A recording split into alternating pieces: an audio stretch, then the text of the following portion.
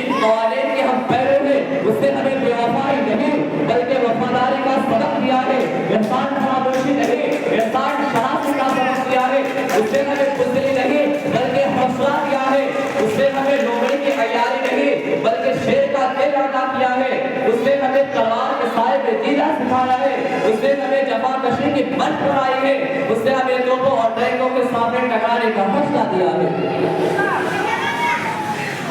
ارے سرزمین مکہ سے پوچھ لو، سرزمین مدینہ سے پوچھ لو، مصر و شام سے پوچھ لو، روس و ایران سے پوچھ لو، روم و فارس سے پوچھ لو، اندلس و اسپین سے پوچھ لو کہ کیسے کیسے وفاداری کا ثبوت ہم نے پیش کیا ہے۔ جب ہم مکہ میں تھے تو مکہ کے ساتھ وفاداری کی تھی، مدینہ میں تھے تو مدینہ کے ساتھ وفاداری کی تھی، مصر و شام میں تھے تو مصر و شام کے ساتھ وفاداری کی تھی، روس و ایران میں تھے تو روس و ایران کے ساتھ وفاداری کی تھی، روم و فارس میں تھے تو روم و فارس کے ساتھ وفاداری کی تھی، اندلس و اسپین میں تھے تو اندلس و اسپین کے ساتھ وفاداری کی تھی، اور جب ہم اپنے اکابرین کی شکل میں اسی ہندوستان میں تھے تو اس وقت ہم نے ایسے ایسے وفاداری کا ثبوت پیش کیا کہ دنیا حیران و شستہ ہے۔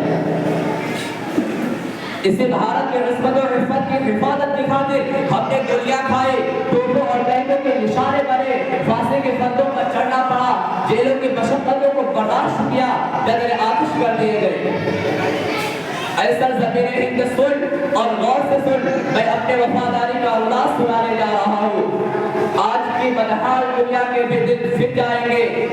آج کی بدحال دنیا کے بھی دن پھر جائیں گے، اے معلم ہم اگر تاریخ دہرانے اٹھے۔ محترم حضرات، جب ہمارا یہ وطن عزیز اور ہندوستان غلام ہو گیا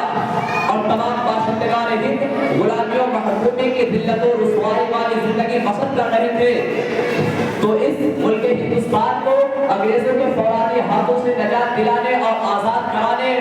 میں مسلمانوں کا کیا کردار رہا ہے، ہم اس موضوع پر انتہائی مختصر طور پر روشنی ڈالنا چاہتے ہیں تاکہ نئی نسل اس بات سے بخوبی واقف ہو جائے کہ ہندوستان کی تحریک آزادی میں ہمارے اکابر و اسلاف نے کیا کارنامہ انجام دیا ہے اور کتنی قربانیاں دی ہیں۔